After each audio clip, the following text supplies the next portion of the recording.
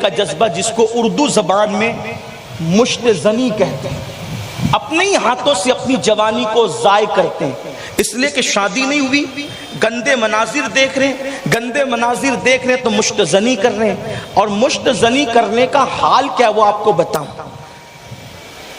124 پاگلوں کا انٹرویو لیا گیا۔ کتنوں کا؟ 124 پاگلوں کا۔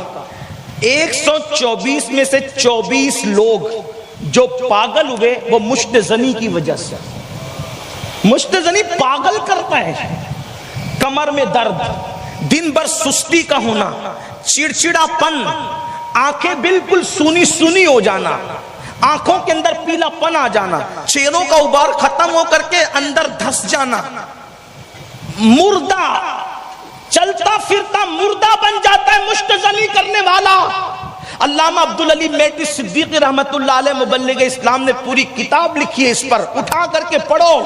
اپنی جوانی کی طاقت کو غسل خانوں میں ضائع مت کرو، بیت الخلاء میں ضائع مت کرو، انٹرنیٹ کی گندگی دیکھ دیکھ کر ضائع مت کرو۔ ایک تو یہ جسمانی فزیکلی نقصان ہے، کیا آنکھوں کا نور گیا، چہرہ بالکل اداس ہو گیا، کمر کا درد، جسم کے درد، سستی، کائلی، کوئی کام کرنے کو جی نہ چاہنا، چڑچڑا پن ہونا، تنہائی پسند کرنا، شادی کی بات آئے تو خودکشی کی دھمکی دینا، مر جانے کی دھمکی دینا، 5 سال بعد شادی کریں گے، 2 سال بعد شادی کریں گے، 10 سال بعد شادی کریں گے۔ یاد رکھنا یہ تو دنیاوی نقصانات ہے۔ اللہ اکبر، جن کو یہ گندی عادت پڑ جاتی ہے پہلی دوسری مرتبہ میں تو بہت لطف لوگ پاتے ہیں، لیکن یاد رکھنا گناہ میں لذت تو ہے لیکن نقصان کتنا بڑا ہے۔ شیطان تنہائیوں میں تم پر غالب آتا ہے، لیکن اپنی قوم کے جوانوں میں تمہیں اللہ کا واسطہ دے کر کہتا ہوں، جب کسی کو یہ گناہ کرنے کی عادت پڑ جاتی ہے وہ بیوی کے قابل نہیں رہ جاتا، وہ مرد ہو کر مرد نہیں رہ جاتا، وہ لوگوں کے درمیان اٹھنے بیٹھنے کے قابل نہیں رہ جاتا، وہ لوگوں کے درمیان عزت کے ساتھ بیٹھنے کے قابل نہیں رہ جاتا، وہ شرمیلی نگاہوں والا ہو جاتا ہے، چہرہ جھکانے والا ہو جاتا ہے، نگاہ چرانے والا ہو جاتا ہے، پتا کھڑکے تو بھی اس کے دل کے اندر جو ہے وہ وحشت پیدا ہوتی ہے۔ میرے عزیز، تو کوئی بزدل قوم کا انسان نہیں ہے، میرے نوجوان، تو وہ ہے جن جوانوں نے اندلس کے ساحل پر دین کے لیے کشتیاں جلائی تھی، تو ان جوانوں کی وراثت میں ہے، تو ان کے وارثوں میں ہے، جس نے بیت المقدس پر اسلام کا پرچم لہرایا تھا، تو ان جوانوں کا وارث ہے، جس نے سندھ کے ساحل پر اسلام کا پرچم لہرایا تھا، تو ان جوانوں کے وارثوں میں ہے۔ نادانی نہ کرو، بزدل نہ بنو۔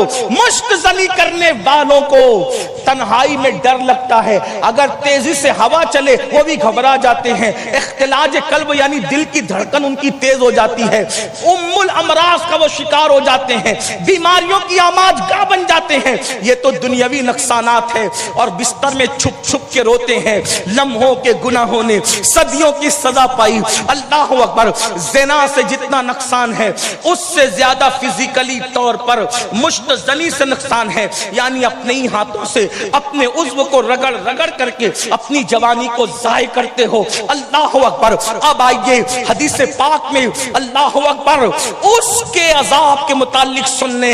اللہ صحابی رسول بیان کرتے ہیں، ایک پوری قوم کو اللہ نے زمین کے اندر دھسا دیا جو قوم مشت زنی کرتی تھی۔ یعنی یہ جو آپ انٹرنیٹ پر نابالغ محققین کو سنتے ہیں نا، ایسا کر سکتے ویسا کر سکتے ہیں، یہ اپنی عقل کے گھوڑے دوڑا لے نابالغ محققین۔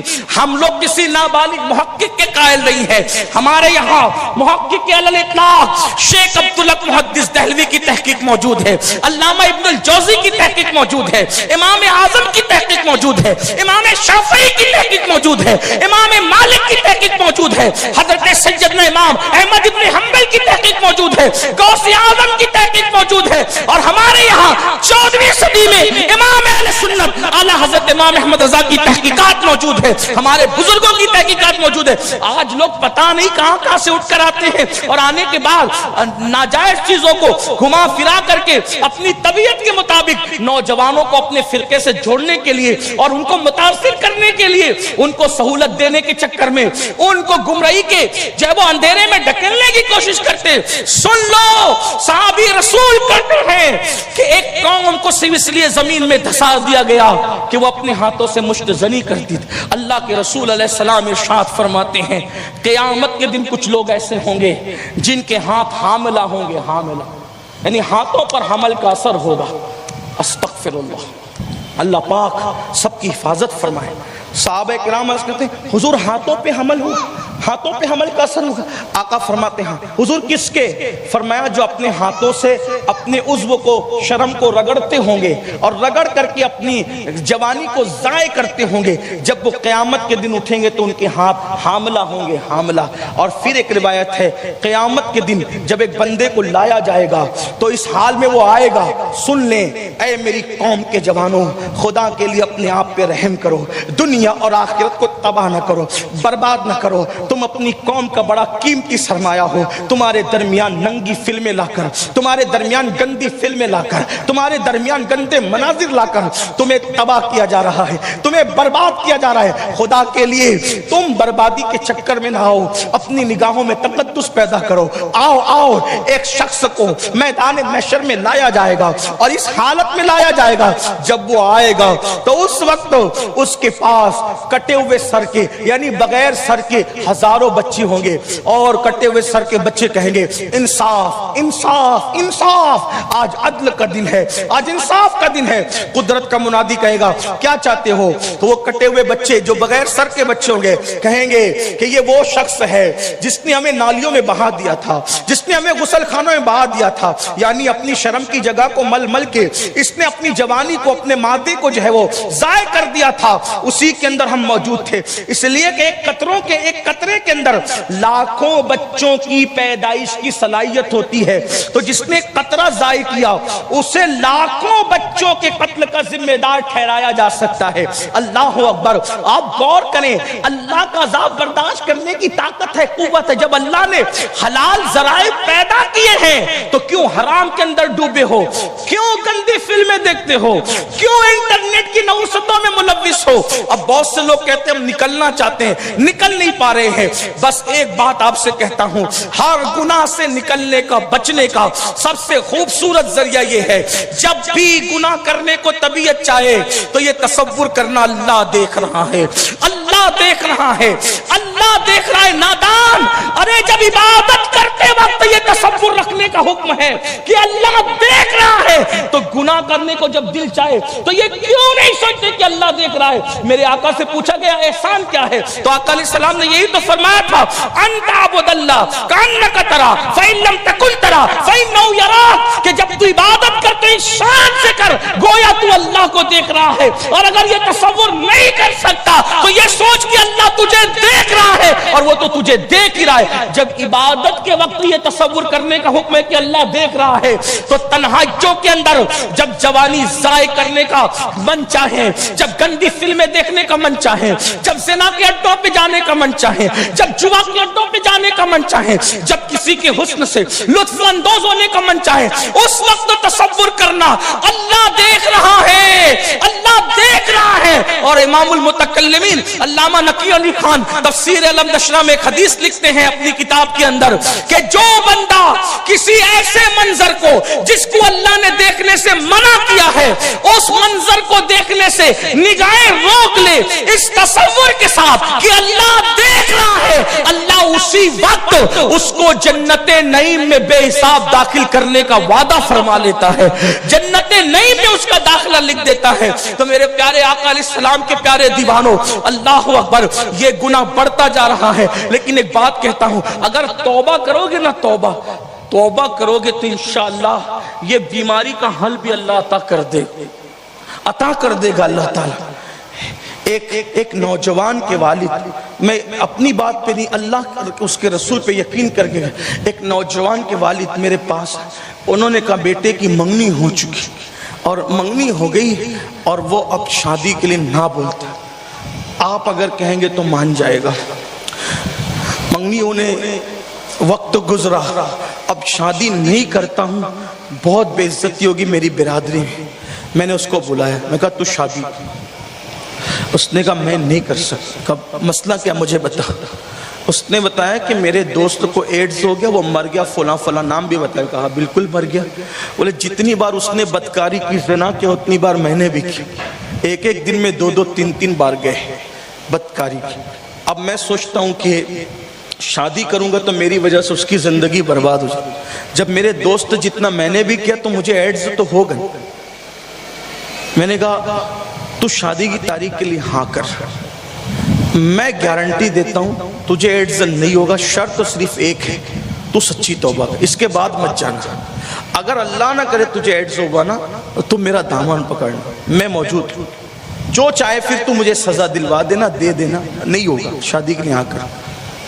اتفاق سے ان دنوں قافلہ اجمیر شریف جا رہا تھا, میں اس کو ساتھ لے کے غریب نواز کی چوکھٹ پہ اس کو توبہ کریں. اس نے کہا لیکن آپ میرا نام کہیں نہیں لیں گے. میں نے آج تک کہیں اس کا نام نہیں, نہ دوستوں کو بتایا, یاروں کو بتایا, گھر والوں کسی کو نہیں بتایا. وہ جانتا ہے, میں جانتا ہوں. آپ کو پتا ہے اس نے توبہ کی. مجھے یقین ہے جو سچی توبہ کرتا ہے, زمین انسان کے گناہ کی گواہ ہوتی ہے, لیکن جب انسان توبہ کرتا ہے تو اللہ زمین کو بھی بھلا دیتا ہے کہ اس کے اوپر گناہ ہوا. فرشتے گواہ ہوتے ہیں, اللہ فرشتوں کی فہرست سے بھی وہ گناہ نکلوا دیتا ہے کہ اس نے گناہ کیا تھا. آزا گواہ ہوتے ہیں, آزا کو بھی بھلا دیتا ہے کہ گناہ کیا ہے. بلکہ سچی توبہ کی برکت تو یہ ہے, انسانوں میں بھی اگر کوئی اس کا گناہ دیکھ لے اور وہ سچی توبہ کر لے تو وہ انسان بھی اس کے گناہ بھول جاتا ہے. سچی توبہ کر کے, سچی توبہ ہر گناہ کا علاج ہے, ہر گناہ کا حل سچی توبہ. آپ کو کوئی بیماری لگ گئی, لگنے کا ڈر ہے, سچی توبہ کا. لیکن سچی توبہ کا مطلب بالکل ایسے ہی ہے جیسے بکری کے تھن سے جب دودھ نکلتا ہے تو جس سوراخ سے دودھ نکلتا ہے دوبارہ اسی سوراخ سے تھن میں دودھ واپس نہیں جاتا. جب کوئی ایسی توبہ کرے, ایسی توبہ, ایسی والی توبہ کہ پھر اس کی طرف نہیں جانا, کوئی اللہ کی قسم دے, ماں کی قسم دے, بیوی کی قسم دے, بچے کی قسم دے, قرآن کی قسم دے, اور کوئی قسم دے کہ گناہ کی طرف لے جائے, کسی قسم پہ مت جانا گناہ کی طرف. اس لیے کہ گناہ کے لیے کون سی قسم. اگر کوئی کہتا ہے نا اللہ کی قسم سے نہ کرتے پہ چل نہیں جانا. آج کل یہ بھی ہوتا ہے, لڑکے لڑکوں میں دوستی ہو گئی کہ مجھے تیرے سے بڑی محبت ہے, اللہ کی قسم میرے ساتھ بدکاری کر, نہیں کرنا. لوگ اس قسم پر جذباتی ہو جاتے, بھئی اللہ کی قسم دی اب میں کیا کروں, نہیں کرنا. کسی لڑکی سے دوستی, اس نے کہا اللہ کی قسم تو میرے ساتھ ایسا نہیں کرنا. اس لیے کہ گناہ کے معاملے میں کوئی قسم نہیں ہے, اور اگر کوئی اللہ اور قرآن کی قسم دے کے گناہ کرواتا ہے آپ کو نہیں کرنا. گنہگار وہی ہوگا جو قسم دے رہا ہے, آپ قسم نہ لو, آپ پر کوئی گناہ نہیں ہے. یہ علماء کرام موجود ہیں, آپ دیکھیں. گناہ پر کوئی قسم نہیں کھائی جا سکتی, گناہ پہ کوئی قسم نہیں اٹھائی جا سکتی. اور معاذ اللہ اگر کوئی گناہ کروانے کے لیے قسم دیتا ہے تو اس کی قسم کو نہ مانو, اس کی قسم کا کوئی اعتبار نہیں ہے. میری گزارش ہے, توبہ حل ہے ہر گناہ کا. بیماری کا ڈر ہے, سچی توبہ کرو. کیسے کیسے لوگوں نے توبہ کی, اللہ نے ان کی توبہ کی لاج رکھی. اور اللہ پاک فرماتا ہے اللہ سے بڑھ کر کون مہربان ہے میرے بھائی. ہم نے سب کی قدر کی, وما قدر اللہ حق قدری. تو نے اپنی اللہ کی وہ قدر نہیں کی جیسا کہ قدر کرنے کا حق تھا. جس نے تجھے بلایا چمکار کے, تو سب کی طرف آیا میرے بھائی, لیکن اللہ تجھے بلا رہا ہے, ففروا الی اللہ. کہاں جا رہا ہے, دوڑو اللہ کی طرف. اللہ تجھے بلا رہا ہے, کیا بلا رہا ہے؟ ارے اس کی تو شان یہ ہے جب رات کا آخری پہر آتا ہے تو وہ اپنی رحمت والی چادر تان کر کہتا ہے رات کے پاپیوں صبح ہونے سے پہلے پہلے توبہ کر لو تاکہ میں تمہیں معاف کر دوں. اور جب شام ہوتی ہے تو سورج غروب ہونے سے پہلے پہلے اپنی رحمت والی چادر تان کے